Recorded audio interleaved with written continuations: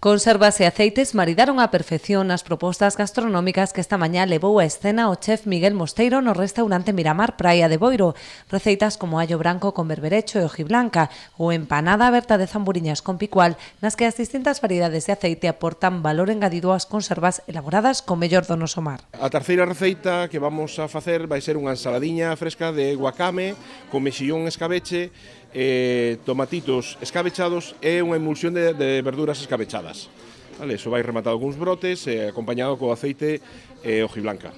Precisamente a comarca do Barbanza foi a elixida para acoller este acto impulsado pola Consellería do Mar, dado o seu peso estratégico na produción conserveira. O sector conserveiro en esta zona é moi importante, é a zona máis importante de Galicia e eu diría da Unión Europea. E, como saben, España é a primeira produtora da Unión Europea e segunda a nivel mundial, e nós sempre estamos a facer cousas que relacionadas con a promoción das nosas conservas de peixes e mariscos, e esta se enmarca dentro de un maridaxe ou unha armonía, como me gusta decir a mí, relacionada con o aceite, que é unha parte importante do noso líquido de cobertura.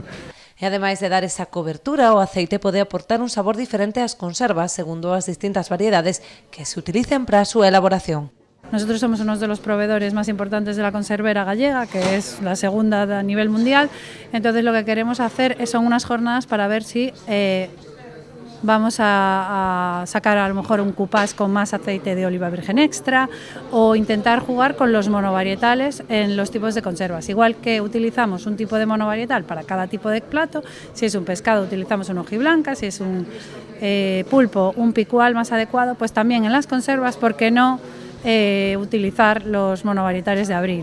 Tras a cata guiada polo oleólogo Rubén Gutiérrez, os 24 asistentes puideron degustar as 3 receitas propostas por Gastrolab.